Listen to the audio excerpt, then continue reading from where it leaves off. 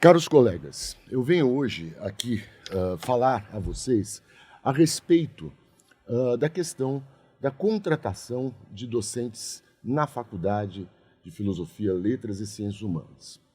A questão que se coloca é que muitas versões estão circulando na comunidade acadêmica e algumas delas não refletem a realidade dos fatos.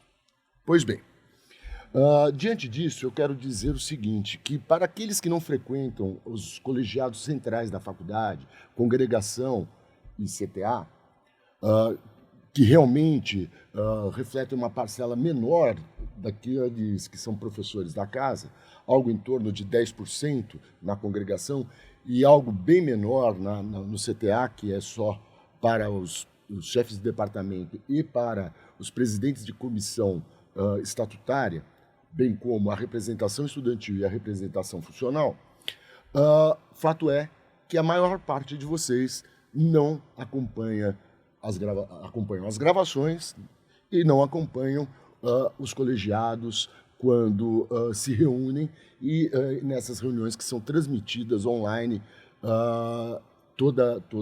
em toda a reunião. Pois bem,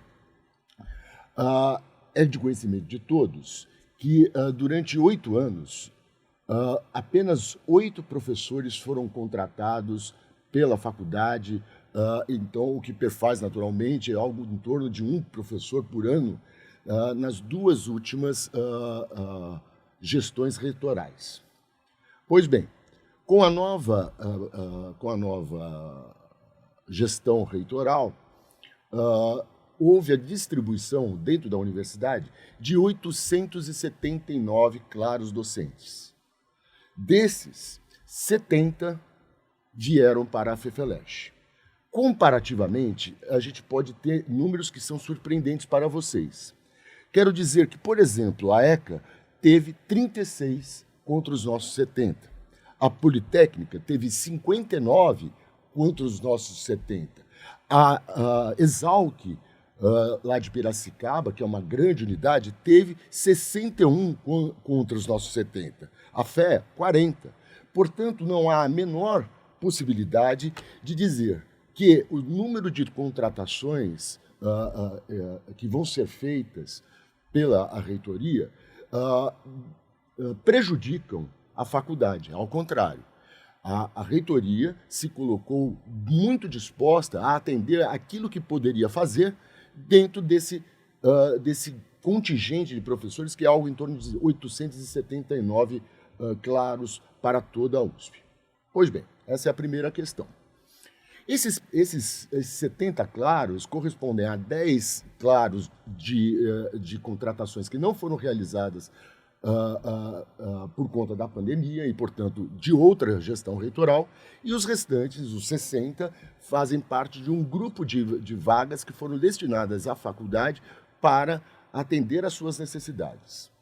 Vejam bem, não é o diretor, não é o CTA, não é a congregação exatamente que faz os cálculos da necessidade que os departamentos e os cursos têm para suprir as suas carências. Então, esses cálculos de número de docentes necessários para serem contratados pela universidade é garantido por uma comissão que tem representantes de todos os 11 departamentos da faculdade.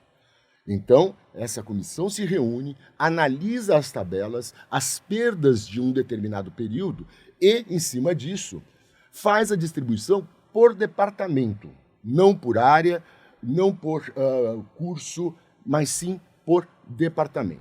Pois bem, foram feitas as distribuições e para que a gente contratasse, num período de 3 anos, esses 70 professores. Isso não era o ideal para nós.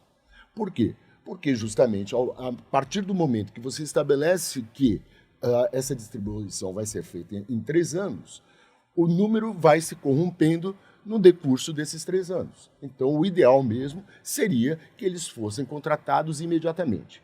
Isso já traz um transtorno para a faculdade. É muito complexo a organização, é complexa a organização de um concurso público. São as bancas, são o horário, o espaço, o lugar. E, invariavelmente, aqui na faculdade, quando você abre um concurso para áreas concorridas, como, por exemplo, literatura brasileira, teoria literária, para sociologia, para história, o número de candidatos que vem para esses concursos é um número muito grande. E isso demanda um espaço também muito grande para a realização dessas provas. Além disso, o grupo de pessoas, de funcionários que tratam disso, que são lá da acadêmica da faculdade, né, da assistência e do apoio acadêmico da faculdade, são poucos. A gente não tem um número suficiente de funcionários para realizar todos os concursos ao mesmo tempo.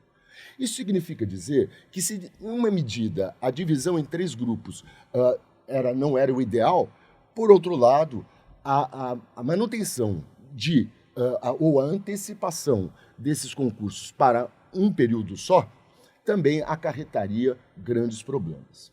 Mas preferimos essa possibilidade. Foi feita uma ingerência, um trabalho junto à reitoria e junto à vice-reitoria para que esses claros de 2024 e 2025 fossem antecipados. Isso significa dizer que teremos 70 concursos de docentes entre final de 2023 e meados de 24. Por que meados de 24? Em 24, nós temos legislação eleitoral. Portanto, a contratação deverá ser realizada até o dia 30 de julho, o que significa que não temos 24 inteiro para realizar esses concursos. Temos apenas 6 meses. E esse é um problema muito sério.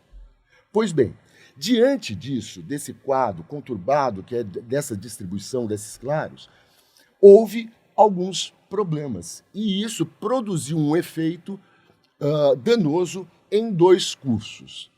Apenas 2 cursos estão tendo algum tipo de problema com relação a esses concursos.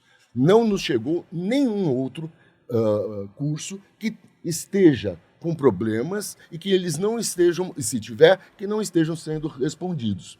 Portanto, o que eu quero dizer é que esses 2 cursos são os cursos de japonês e de coreano. Comecemos pelo japonês.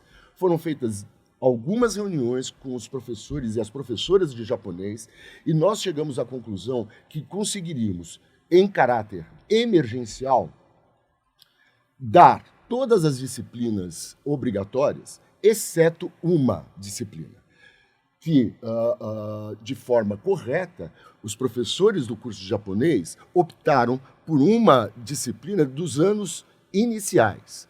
Portanto, qualquer pessoa que fale que este ano não irá se formar em japonês está divulgando fake news.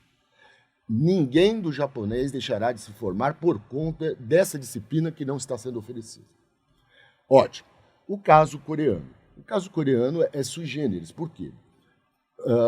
No tempo de vida desse curso, nós tínhamos sempre um professor que era encaminhado pelo governo da Coreia para nos auxiliar aqui.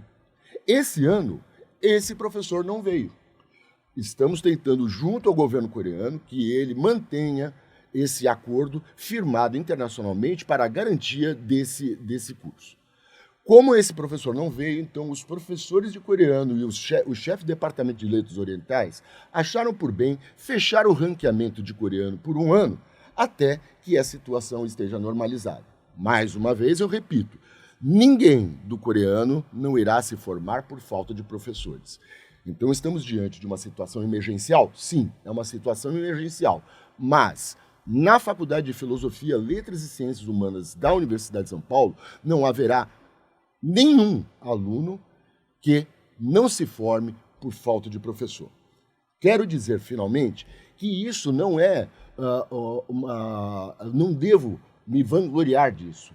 É uma situação complexa, é uma situação difícil que está sendo tratada pela direção da faculdade, por mim e pela Ana Paula, para que resolvamos isso a contento.